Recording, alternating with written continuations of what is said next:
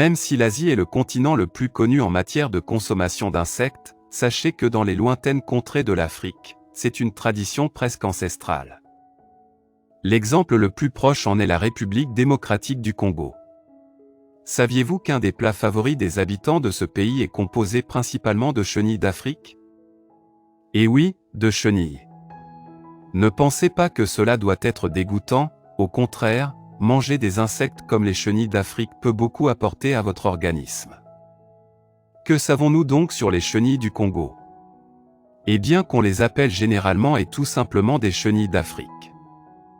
Elles sont également extrêmement riches en protéines et en d'autres nutriments de qualité.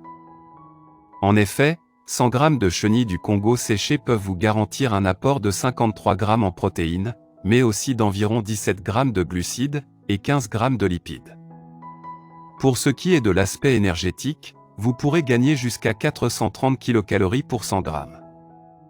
Et c'est sans compter sur les nombreux minéraux, très abondants, que l'on peut trouver dans les chenilles du Congo.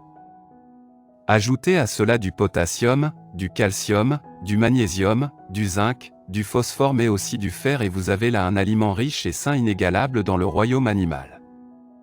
La malnutrition, le choix des insectes comestibles. Grâce à cette haute valeur nutritionnelle, les chenilles du Congo subviennent aux principaux besoins alimentaires des populations et des pays africains atteints de malnutrition. Les chenilles du Congo sont appréciées par tous les entomophages, peu importe le continent à vrai dire. Et les plats qui peuvent être cuisinés avec cet insecte sont nombreux et très originaux mais ce sont les bouillons de chenilles qui sont les plus répandus sur les étals de marché. Manger des insectes en Afrique est un peu comme manger une bonne pizza chez nous. Alors si vous comptez donc faire un petit séjour au Congo dans les temps à venir, il ne faut surtout pas hésiter à y goûter car vous pourriez bien en raffoler.